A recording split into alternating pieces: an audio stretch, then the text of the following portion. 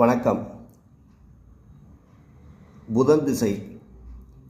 இந்த புதன் திசை வந்தது அப்படின்னாக்கா, ஒரு ஜாதகர் எப்பேற்பட்ட ஆளாந்தாலும் கடன், நோய், வழக்கு இப்படி நிறைய கொடுக்கறது உண்டு.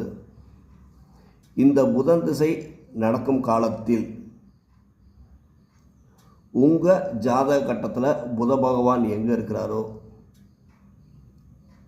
அந்த இடத்துலேருந்து நீங்கள் எண்ணிட்டு வந்தீங்க அப்படின்னாக்கா, அது தன்னுடைய 10வது வீட்டு பலனை நிச்சயமாகவே செய்யும்.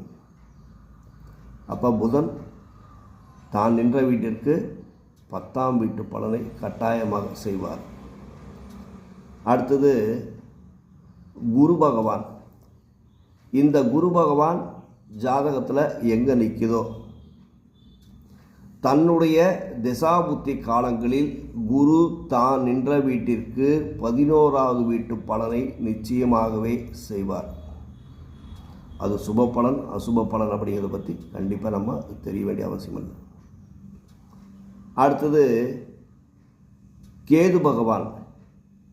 கேது பகவான் தான் நின்ற வீட்டிற்கு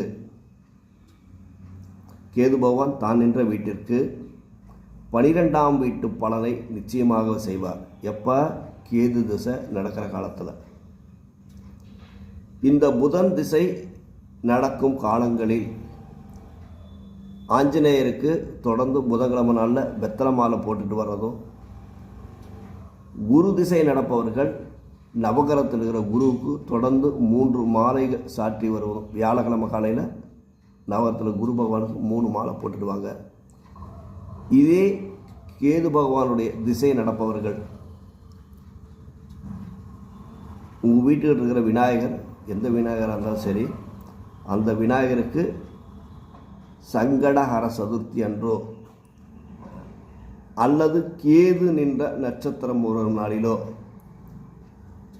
ஒரு குடம் தண்ணி ஊற்றிட்டு 2 தீபம் வச்சுட்டு விநாயகரை சுற்றி வாங்க. உங்களுக்கு நல்லதே கண்டிப்பாக நடக்கும். நன்றி.